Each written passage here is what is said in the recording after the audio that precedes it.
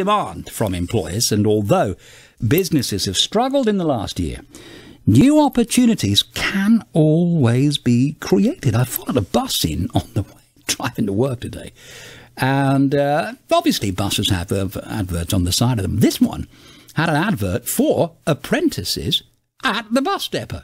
Do you want to be a bus driver? Do you want to be a mechanic? All that kind of thing. I thought, yeah, I would think about that if I was of a certain age, definitely. Now, the West Suffolk College has a range of these apprenticeships on offer this year.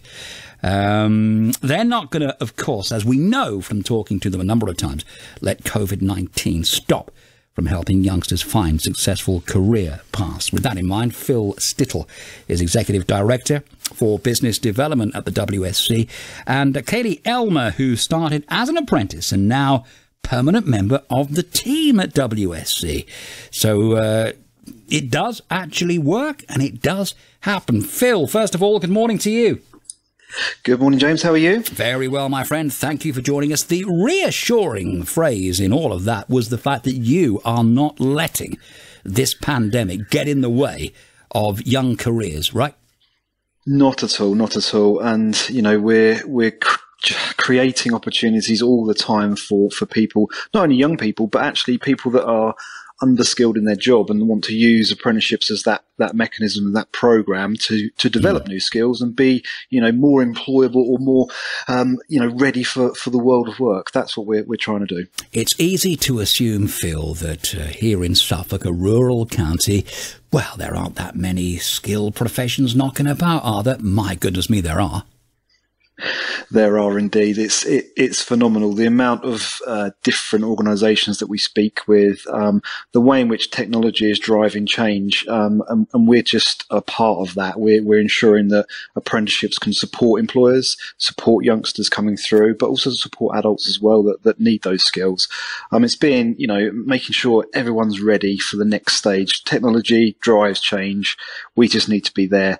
Apprenticeships certainly are, you know, a program to ensure productivity is really apparent from the endpoint, and we have to have the links with employers to understand what they need in order to drive their business and the economy for the region. Yeah, skills that people need, Now, I've never subscribed to this notion, but there was a time, about a decade, where apprenticeships were sort of looked down on a little bit. You know, it was all about the university degree. I've never believed that. What are the pros and cons to an apprenticeship? No, that's you're totally right. It was an era we went to and said everybody needs to go to university. Actually, now apprenticeships are a great alternative. They really are. They offer from level 2 all the way up to a level 6 or 7 post degree. So what actually happens is now that employers are in the driving seat, they tell us what they need. If they need training that is on a part-time basis that supports employment, that is where an apprenticeship fits. So we have degree apprenticeships, we have higher apprenticeships, we have advanced apprenticeships. There's many for different levels, and it really does depend on the job level and the skills that is needed within those roles. But they're a great alternative to university. Of course, you earn whilst you learn. You have that experience of work, and over 90% of our apprentices go on to achieve a permanent position within the company they work for. And I don't want to be critical of the university route, but might it be the case in certain situations, at least, Phil, where because you are operating to a skill, to a qualification that an employer needs, you're possibly in a slightly better position for job seeking, aren't you? I'm biased because I went through the apprenticeship scheme, and I would say you are. Yeah. However, the both routes do work for the individual. So if you're looking to study and then become a certain type of individual and have a certain career, university is a right route. Yeah. If you're eager to develop quicker maybe and earn some money whilst you do that development, an apprenticeship might be a better route. Generally, there's a lot more work experience that happens at that early stage of you obtaining your job and your apprenticeship, and you become very wise in those first 2 years of what happens in the world of work. Yeah, exactly. Yeah, and that is very valuable experience. Now, what sort of person does an apprenticeship best suit? I mean, it's an interesting question because people might be thinking, well, which one should I do then? It's a very good question, actually. What we have is such a wide range. So, for example, we've got over 70 different types of apprenticeship offer that we support at the college. So it could be in science or engineering, construction, hairdressing, childcare, business, the list goes on. So there's a wide range. And what I would suggest is actually people talk to previous apprentices like Kayleigh, or they come in and have a chat with us. We can give them that offer and exposure to what is available, because obviously companies come to us and say, can we advertise a vacancy? Yes, we can. Yeah. And we do that and match that accordingly. So I think, come to us, have some exposure to what is out there is probably my message. Well, let's have a chat with Kayleigh Elmer, who has gone through the apprenticeship route. Kayleigh, good morning to you. Good morning, James. How are you? Thank you so much for joining us. Very well, thank you. Now, you chose the apprenticeship route. First of all, why did you choose that over university? So it got to a point where I was getting to the end of my A-levels, but I really wasn't sure what I wanted to do as a career. So going to university seems like the bad option for me because it was very specific in what I needed to study next to get onto the career path. So I actually at that point took up my part-time job full-time for about a year, realised that I needed to get into somewhere that I was going to be training again and retraining to a new career. So I looked around at an apprenticeship and it seemed like a really good option for me because I was going to be still employed, working, surrounded by a team of experienced people, but also able to learn and develop my skills at the same time.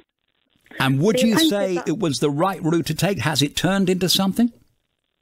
Yes, definitely for me. So I started on a business administrator level 3 apprenticeship, and it was very open to lots of opportunities in that role. So I was exposed to loads of different aspects of the business, and from that I've realised what things I'm good at in my role, and I've now actually progressed on to a level 4 project management apprenticeship because of it. Wow! So there you go. You're flying ahead. Yes. Yes. Good for you. Yeah. I mean, it will lead me. People do talk about the whole university experience and, this, that and the other. Do you ever think, oh, I missed out on that, Kayleigh, or frankly, do you not care too much for it anyway? I'm lucky to have a wide circle of friends local. I'd say about 90% of my friends did go off to university, so I was able to visit them for weekends and still enjoy that stereotypical university life, but without having without stay and study there at the same time. So well, frankly, without the 30 grand's worth of debt as well. Yeah, definitely. Let's not forget that. That is a factor in a lot of people's thought processes. And you are, of course, now with a CV that has experience on it. Do you know what I mean? And that's vital, I think, with a lot of employers. Yeah, definitely. I'm hoping, so I finished my current apprenticeship in July, and I'll be looking to progress further, possibly in West Suffolk College, into sort of more of a project management role. Yeah. And I'll have that years. I've been in the college 3 years now, so all that experience as well. Yeah, absolutely. Good for you, Kayleigh. Thank you so much for that update. Phil, what would you say to employers who are thinking, not sure about this, do we offer apprenticeship schemes? What's the downside? What's the upside? What would you say to them? Yeah, I think again, it's a chat that we need to have, and what I would say is that there's some great new skills and new ideas that come from youngsters. They come in with no airs and graces, and actually they can give a new thought process to a company doing something in a new way just through the apprenticeship scheme. If they're looking for the regeneration of their organisation through staff, again, it's a great way to nurture new talent, bring them on, and then feed them through the process. But likewise, as I said, they can actually look at, if you've got staff in place that haven't got the skills needed for their current role or their future role, again, have a chat to us, because the apprenticeship program can be perfectly suited for that.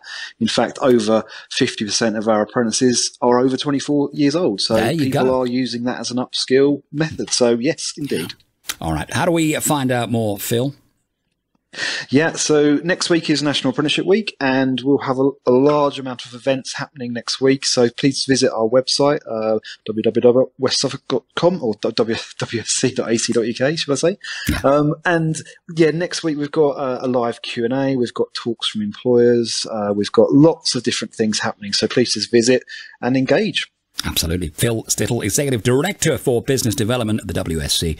And Kayleigh Elmer, who has gone through the apprenticeship scheme and is working out very nicely. Thank you both for joining us. Have a great weekend. The sound of Suffolk.